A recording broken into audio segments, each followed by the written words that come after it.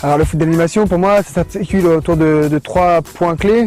C'est d'abord pour moi de la découverte, donc la découverte d'un nouvel environnement, une nouvelle activité qui pour la plupart des enfants est la première activité qu'ils font.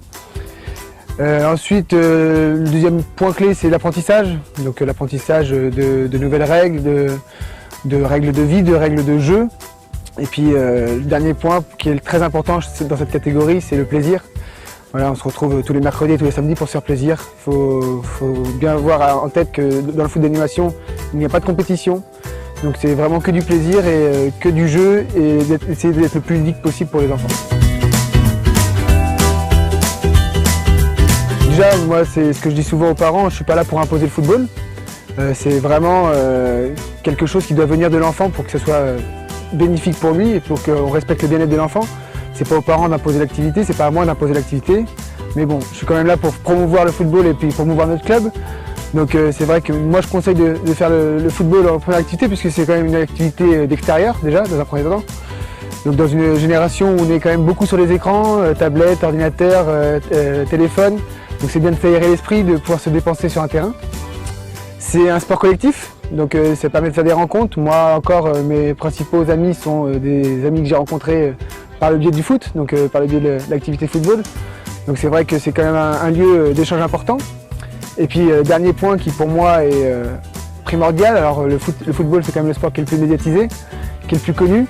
Et c'est quelque chose qui va dans toutes les villes du monde, c'est reconnu par tout le monde, toutes les règles sont connues, c'est facile à pratiquer, facile à mettre en place, puisque tu as besoin d'un ballon, et les buts tu peux les faire comme tu veux, soit tu prends un but sur un terrain, mais tu peux aussi faire avec 2 manteaux si tu es dans la rue, 2 petits châteaux de sable si tu es sur la plage, enfin voilà, c'est pratique par tout le monde, c'est connu par tout le monde, et du coup c'est plus facile à mettre en place, et tu peux jouer soit avec tes amis, soit tout seul s'il y a un mur, tu peux aussi travailler les gammes techniques, donc c'est des choses qui sont assez faciles à mettre en place.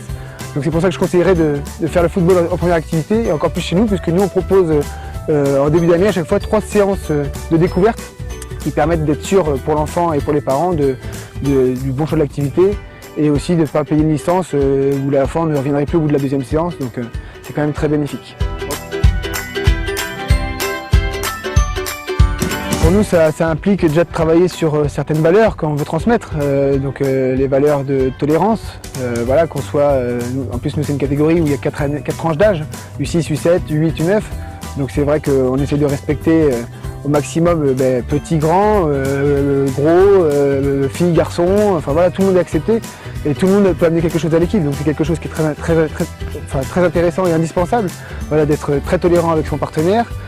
De respecter aussi tout ce qui nous entoure, c'est-à-dire qu'il y a certes il y a nos copains, mais il y a aussi les éducateurs, donc la politesse, hein, leur inculquer la politesse, le bonjour quand tu arrives, le au revoir quand tu pars, le merci quand il y a quelque chose qui se met en place, enfin voilà, c'est des choses toutes simples et qui apprennent à bien grandir et à être bien éduqués.